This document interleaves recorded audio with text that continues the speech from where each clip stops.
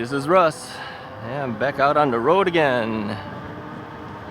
Yep, once again.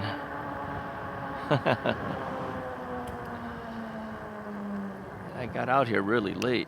What time is it? I got my cell phone mounted way down on the bottom of the stem of this bike. 11:41 a.m. That's way too late for me. So what am I riding today? What do you think? That's the HiPEAK Elias. Or if you speak Spanish, it might be Elias. But yeah, I was charging up the second battery this morning. It took longer than I expected it to take. I got two batteries for this bike. Thank you to HiPEAK for sending a second battery to me. And so I need to ride this bike, get a range on the mileage of the bike for the batteries, because this is one of the bikes that will be going with us to the Bike to Drive event in Chicago, where we ride about 30 miles on Lakeshore Drive. And if my daughter's friend decides to come with, he will be riding this bike. But I don't think 30 miles is going to be capable on this one battery. He's not as big as me, but my daughter says he might be close to 200 pounds, something like that. And it's a good chance that he's going to be throttling the entire time, which I might do actually as well. Let this guy go first. And so I need to find out what the range of the battery actually is. Oh, the guy's got an electric lawnmower. Seeing more and more of those.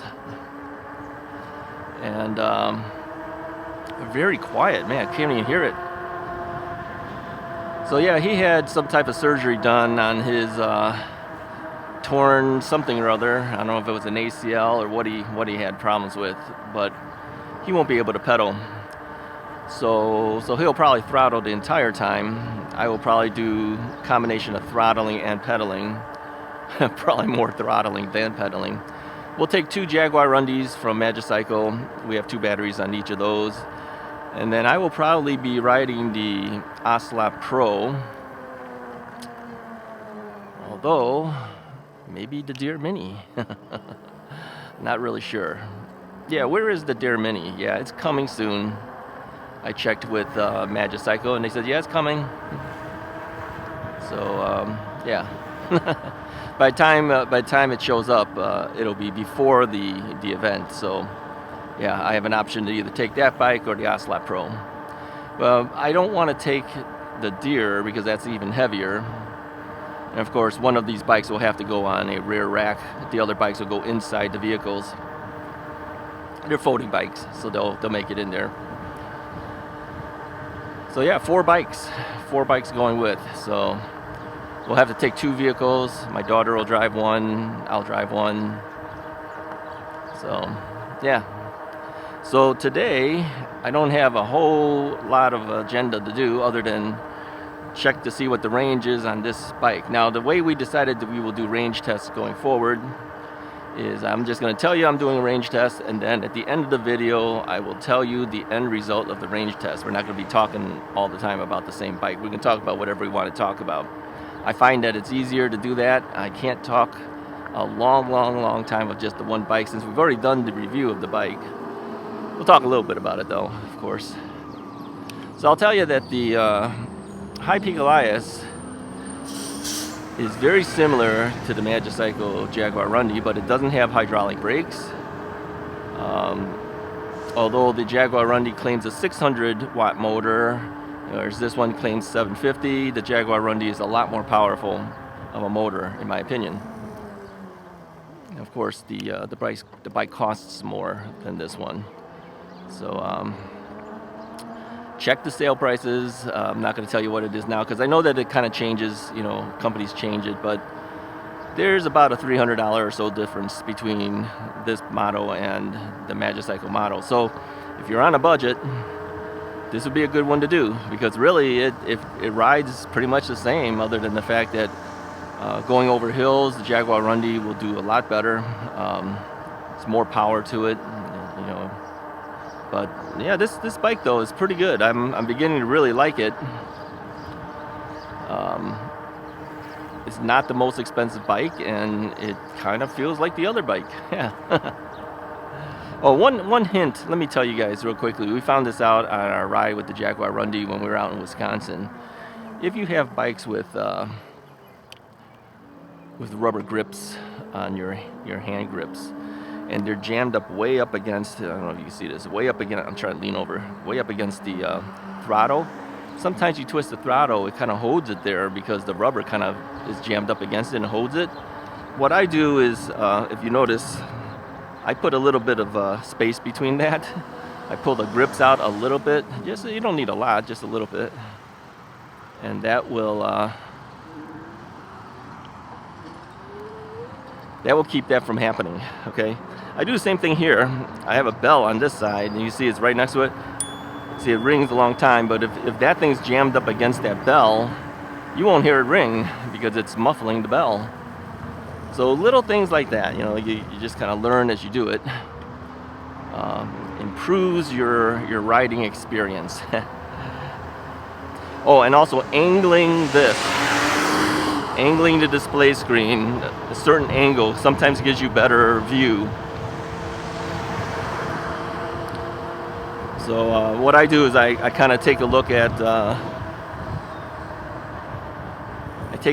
the screen while I'm on the bike with bright sunlight, and if it's angled down the wrong way, sometimes you can't see it well with the polarized sunglasses, right?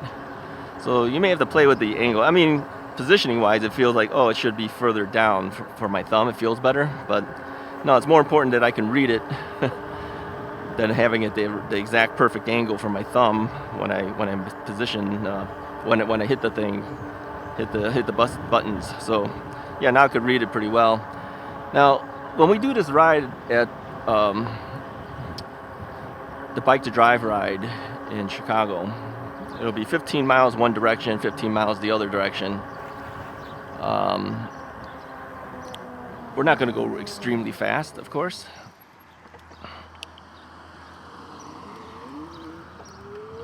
And so I figured the best thing to do is try to throttle this, I don't know, roughly the speed we might be going at.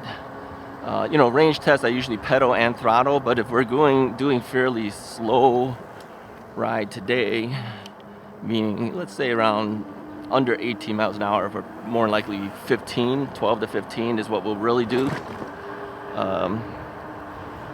15 seems really slow to me. We'll probably hang around 18 miles an hour.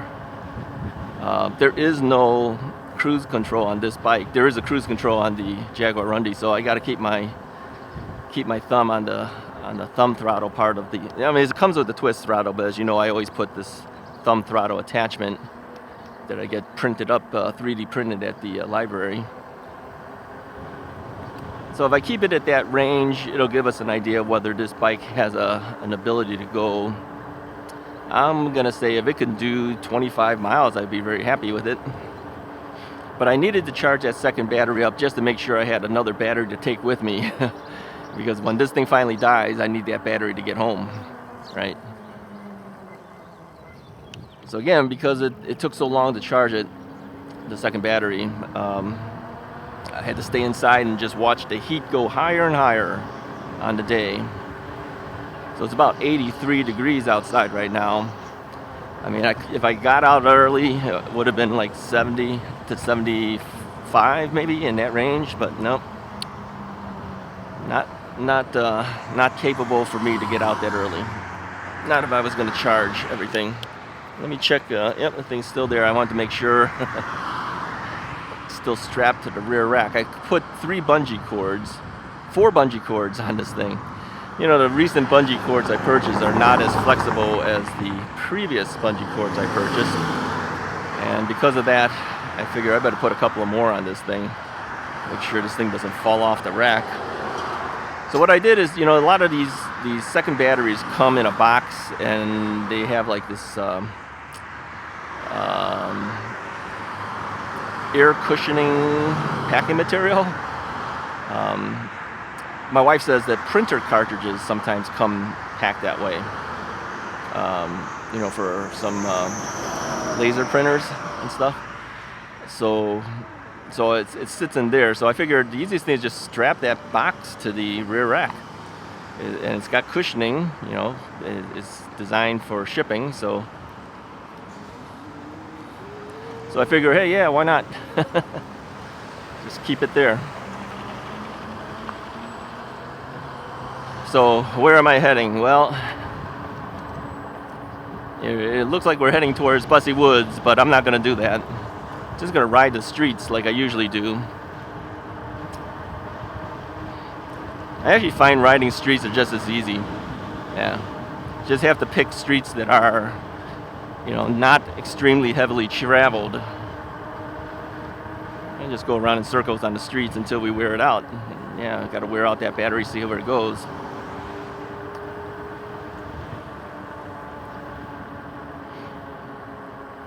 So what else is new? Well, I mentioned to you guys before that I had to play keyboards for church. Yeah, I did that on Sunday. Today's Monday, by the way, in case you want to know. Yeah, we did pretty good. Yeah, didn't make many mistakes. I think maybe 2 that were easily hidden. And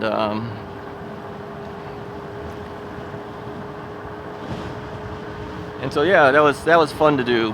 Yeah.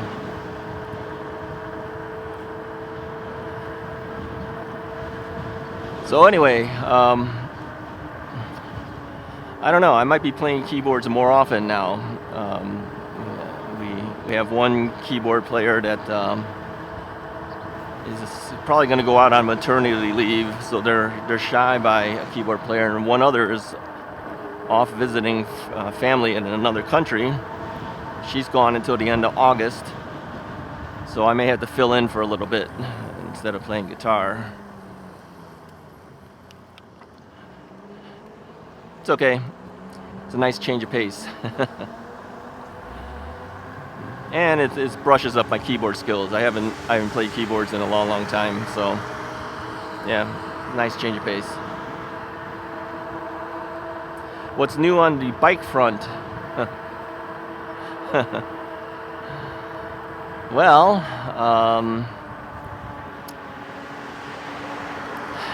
we've got 2 more bikes coming in if things go well. One being the Deer Mini, as you know. Another one, can't say until it finally shows up, until they finally ship it, if they ship it. And then I have still the other one that I showed you guys. I rode around, had you guess what it is. Yeah, I still got to do the review for that one. That one has a release date of next month, so I can't talk about it much and I can't show it to you. But I do need to get that done because the other 2 are coming. But I'm still waiting for pricing and other information. You know what's going to end up happening is if I don't get that information in time, I'm going to have to make the video anyway, and then I may put all that information in the description of the video instead, which is perfectly fine, but I know a lot of people don't look at the description of the videos. Yeah. So a lot of times I want to make sure I have that information at hand so I can at least mention it, you know, verbally, so you can hear what the information is. But yeah, we may have no choice. Oh man, it's definitely warmer today. 82 degrees is going to go up as high as 85.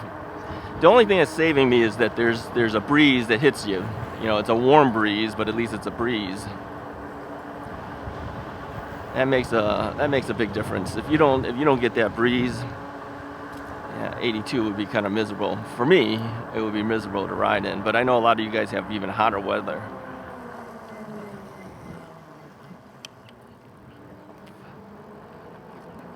So can't complain too much.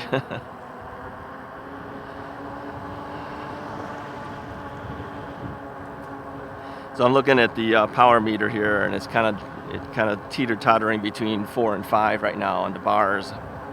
Bars don't tell you a whole lot of anything anyways. You really can't trust that. just a rough gauge, that's all it is. It is kind of funny though, trying to keep the speed down. As you know, I would probably be blasting through this pretty quickly. All right, Northwest Highway again. We're not going to do that. I'm going to stop here and I'm going to turn around.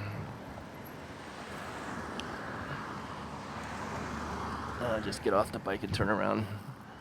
Make sure no cars run me over. No, we don't like Northwest Highway. We're not doing that. Certain roads I just don't like doing. That being one of them. All right, back up we go.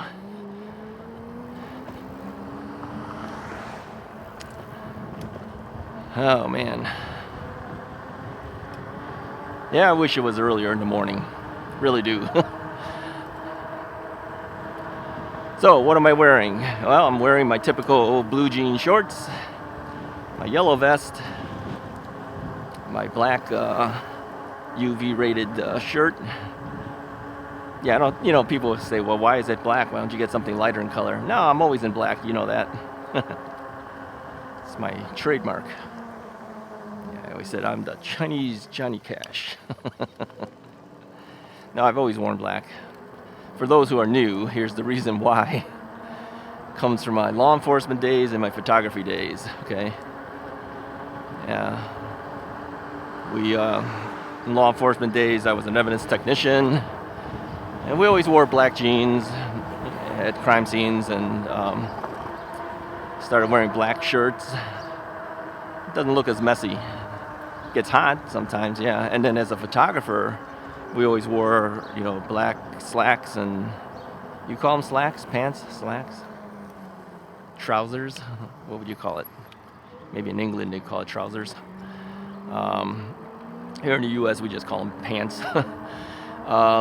Yeah, black ones, and then black shirts. I mean, there was a time when I was wearing a suit and tie at weddings. I had to get a drink. But over time, that kind of laxed up a little bit for photographers. When we just started wearing a black shirt, you tend to blend in better when you're wearing a black shirt. So I always wore black long sleeve shirts that I rolled up, and then I started wearing black polo shirts.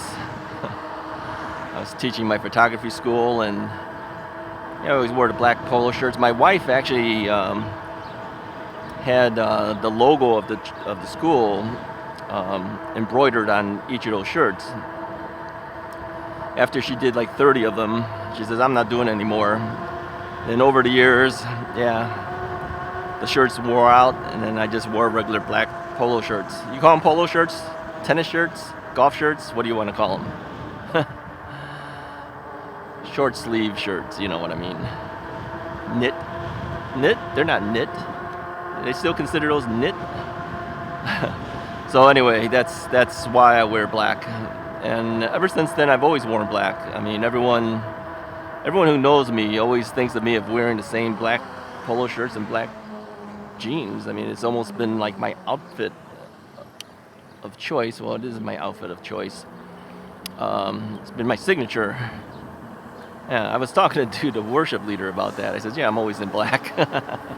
Looks like I never changed my shirt or pants or anything, but no, I have a whole bunch of those things. So, yeah, I changed them. I change them. All right, so what did I do to this bike? Well, I modified it again. I put the Bikeroo saddle on it. The saddle that comes on this is not so bad, but I know maybe a wider saddle would be better for me, and then probably be a little more comfortable for the person we will let ride this bike. This, again, will probably be my loaner bike when friends and relatives and neighbors may want to try a bike out. I will probably give them this one to try out. It's an easy bike to ride because it's a step through, and you know, it goes 25 miles an hour, so they claim. I think, how fast? I hit 24 on this one.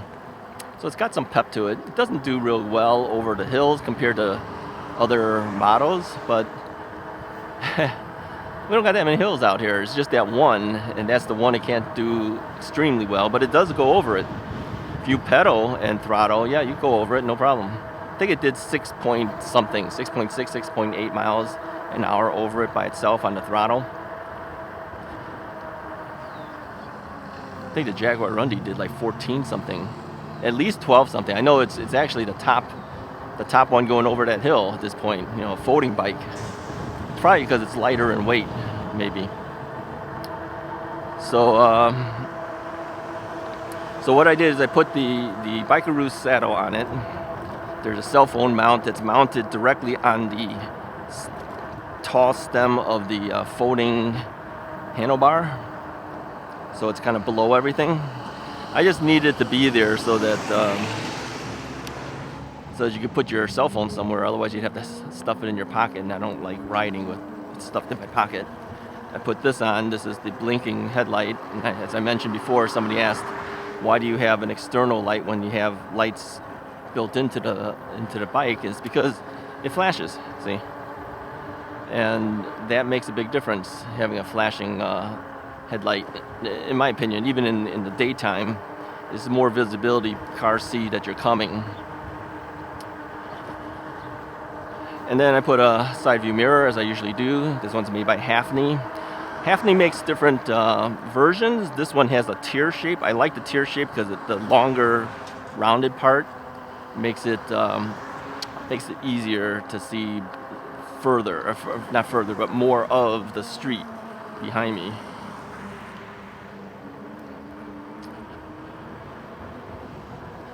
So what else I do? This bell, which is my favorite bell, came with the bike. Don't have to buy one.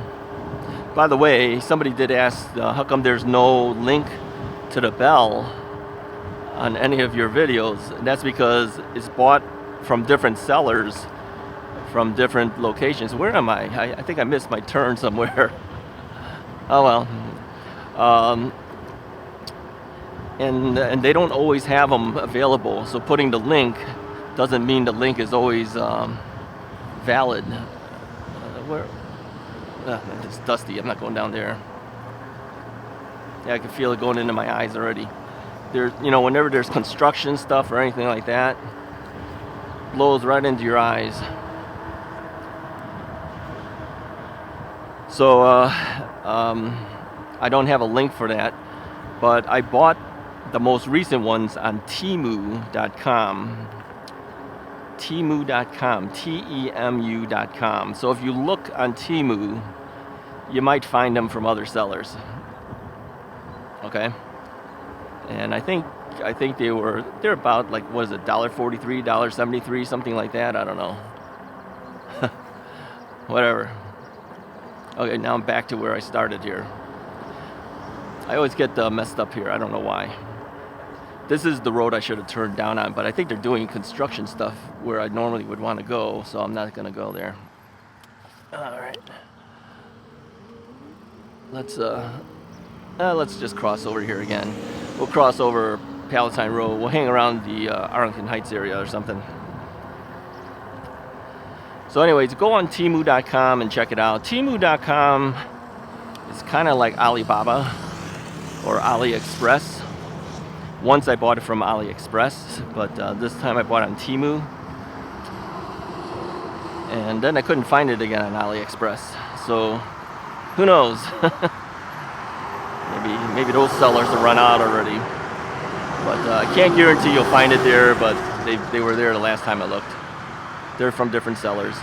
The thing with these sites from China, a lot of times people worry that if they order from there, they'll never see their money again. That's possible.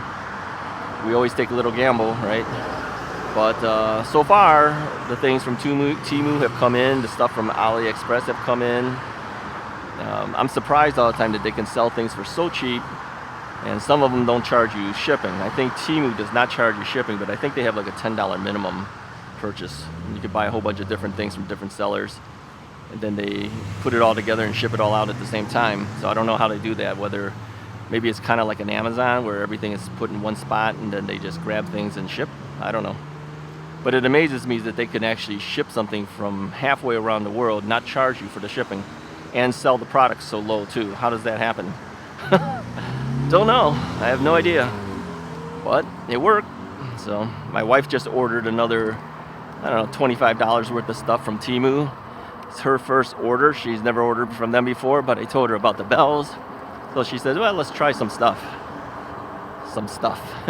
And she placed an order for about $25 worth of stuff, and it actually got shipped out already. So they claim it'll be here, I think it was like a week and a half to 2 weeks. Something like that. That's not bad coming from China. And it was a lot cheaper than a lot of competitive versions on Amazon. You know, a lot of times Amazon sells, you know, it comes from different sellers and stuff. And yeah, we should turn here really. And so those sellers buy it from China, bring it in, put it on Amazon, and then they sell it. So if you're, in a sense, if you're buying it from Temu, you're kind of eliminating that other guy, right? So the product is cheaper.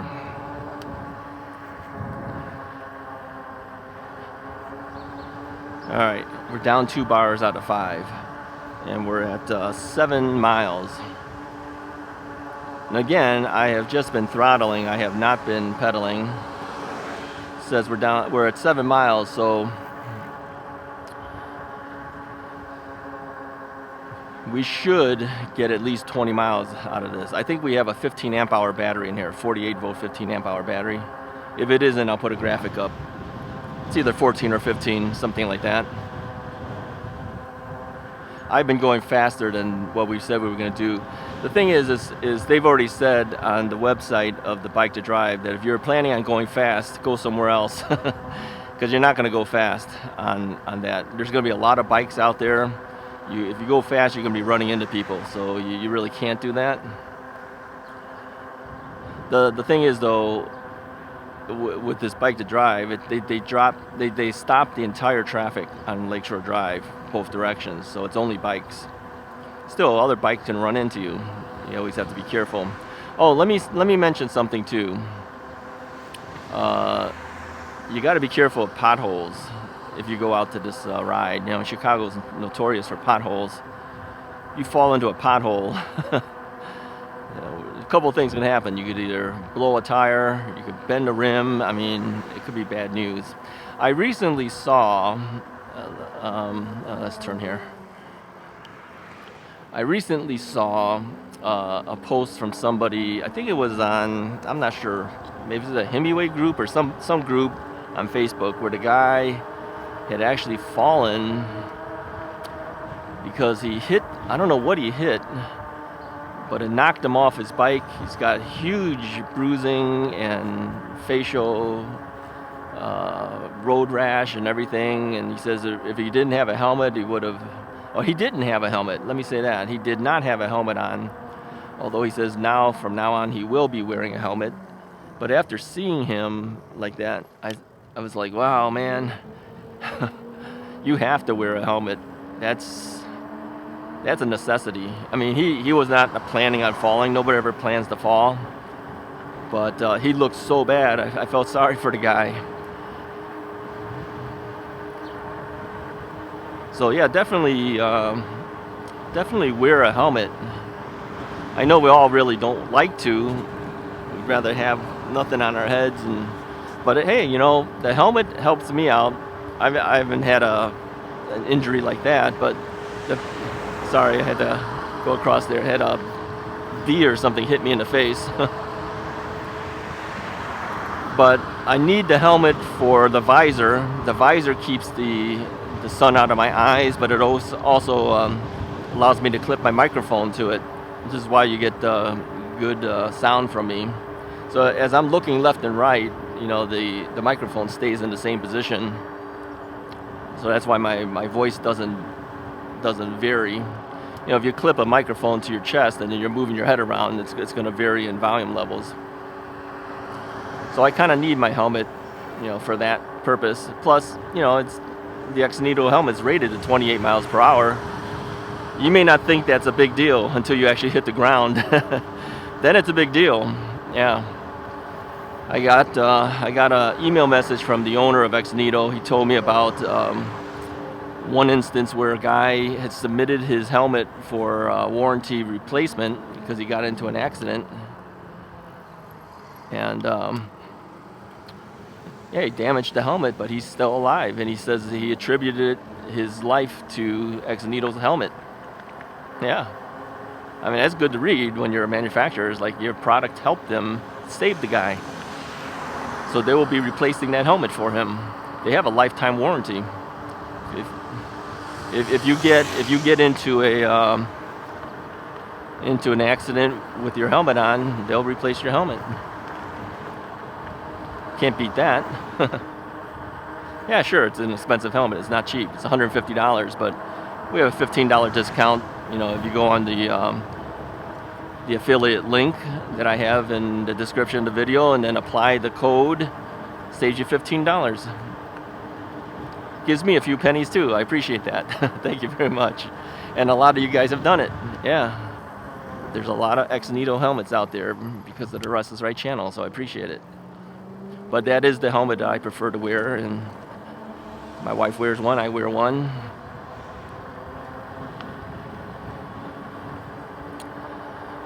All right. Where are we at here?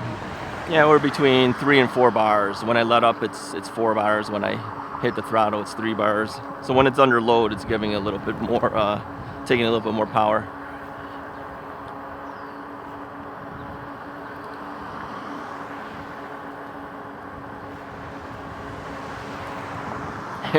We're going around in circles here. We're going back to the same areas. It's okay.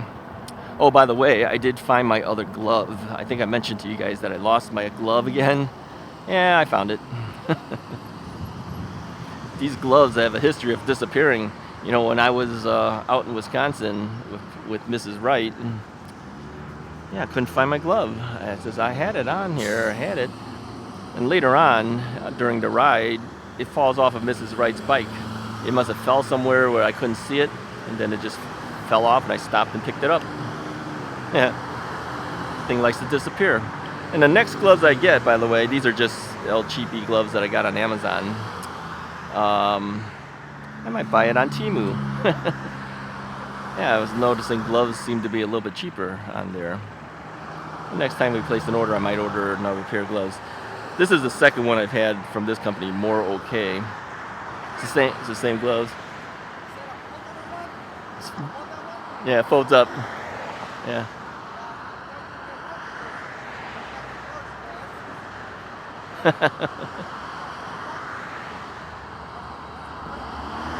Can't hear you. Oh, the range? I'm testing the range now. Should be between 20 and 25 miles. Yeah, I have a second battery here. So if it dies out, I'll just take another battery and put it in. Say again? Yeah, I bought it extra. Yeah. Yeah, no problem. Just talking to the guy in the car next to us. It's in the white BMW next to us right here on the left. He was asking me about the bike. No, I didn't buy it. It was too hard to explain to him. Yeah, that I'm actually reviewing the bike. Yeah, let's turn here. Let's turn here.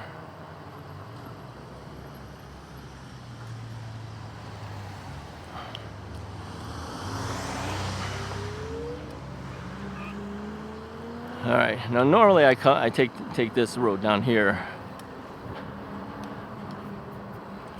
I always seem to get confused over here. I don't know why.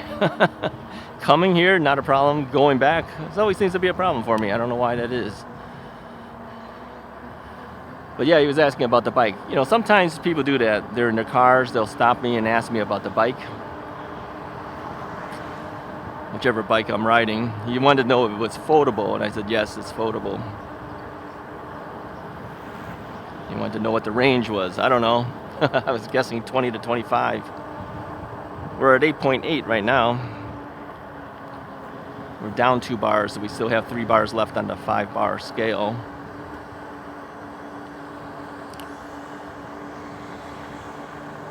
All right. What else were we talking about? Oh, the gloves. All right, we gotta turn here. The gloves, yeah. So the gloves,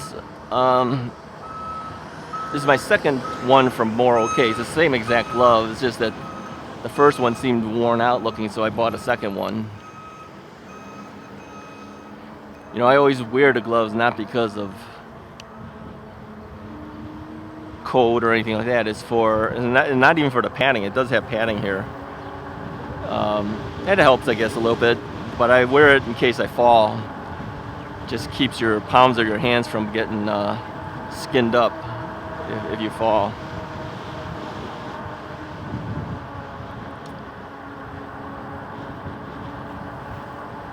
Yeah, good thing there's a breeze. You probably hear it too a little bit. You know, the windscreen on this microphone actually helps out quite a bit. They're expensive windscreens. You know, a little ball of foam costs like $4.50. Yeah, it's ridiculous, but it's better than hearing huge amounts of wind on the microphone. And you got to position that microphone just right too. Otherwise, you still hear it. Yeah, a lot of little details and trying to make a video sound good and look good. All right, let's take a left here.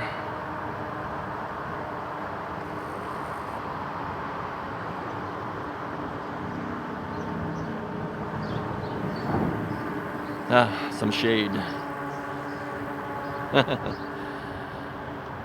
Well, I'll be out here for a while. This thing is it's gonna go for a while. We're at 9.4 miles now.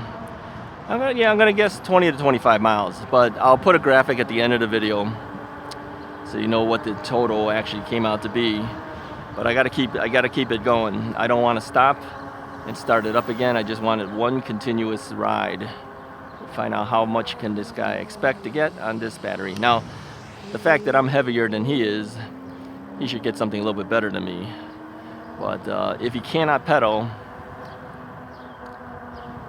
should still be okay. And they're just gonna go for the fun of going, you know. If you can balance the bike and ride the bike and learn how to ride an electric bike, yeah, it's just a lot of fun. Even with the bad knees, it's not that bad. Or whatever he had injured himself. I don't know what it was.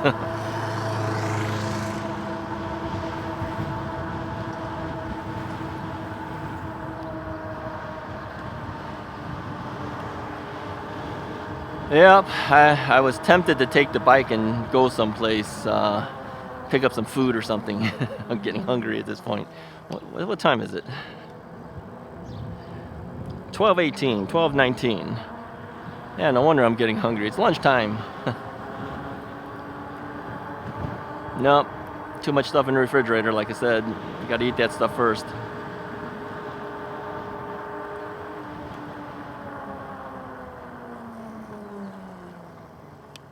Yeah, you guys should be recommending. You should be recognizing these streets by now, huh? Yeah, we're riding the same stuff over and over. I said to my wife, I said, I need to take the bike out and bring it somewhere. And she goes, well, you can, take my car. The problem is you still gotta put the bike rack on there. You still gotta load that bike on the rack. I find it easier when two people lift that bike onto the rack.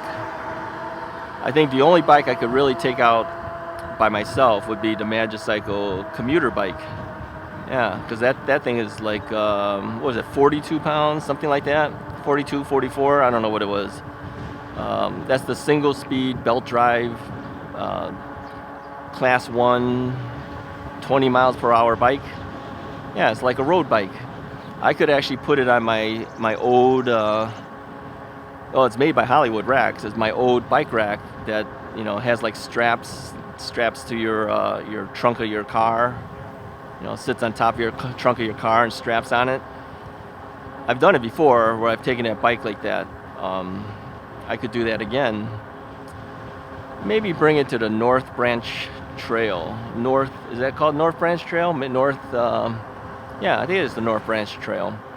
This is the trail we take to get to the Botanic Garden. Now, I don't think I would take it all the way to the Botanic Garden, because still the battery range on that bike is not that far. It's only got, I think, like a 7-point-something amp hour battery in there, which is really all it kind of needs, since it's trying to keep the weight down and everything. And you don't see the battery on that bike. In fact, you can't even tell it's an electric bike. It looks just like a road bike, okay, with some wires on it and a display screen, you know.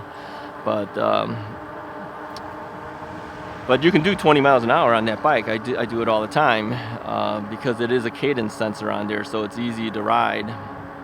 But I think I only get like 20 to 23 miles, something like that, on that bike, so can't go too far with it. But I could take it and just ride a little bit and turn around and ride back. You know, that's possible. But, you know, the more I ride those trails, I just keep thinking it just looks like a bunch of forest preserve.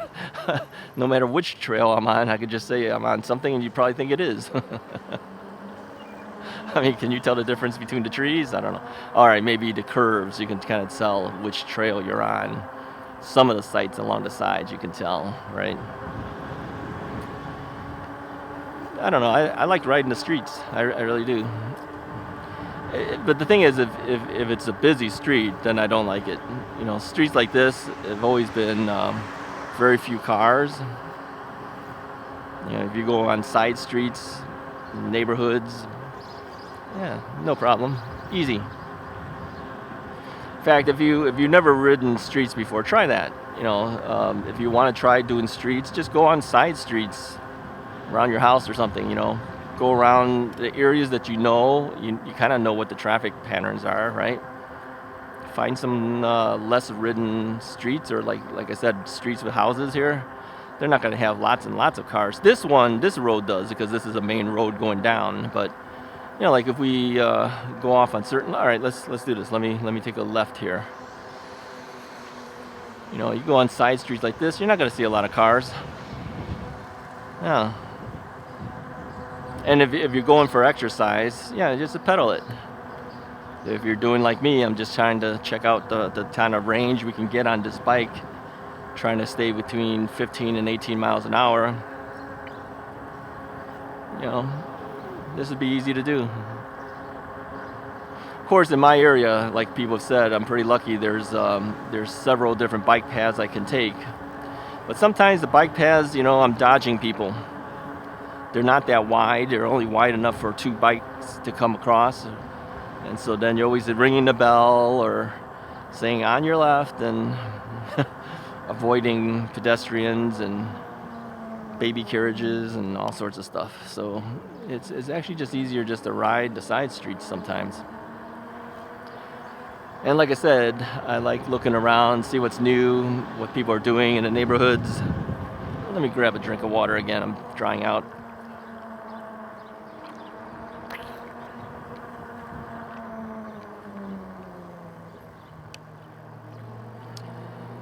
Anyway,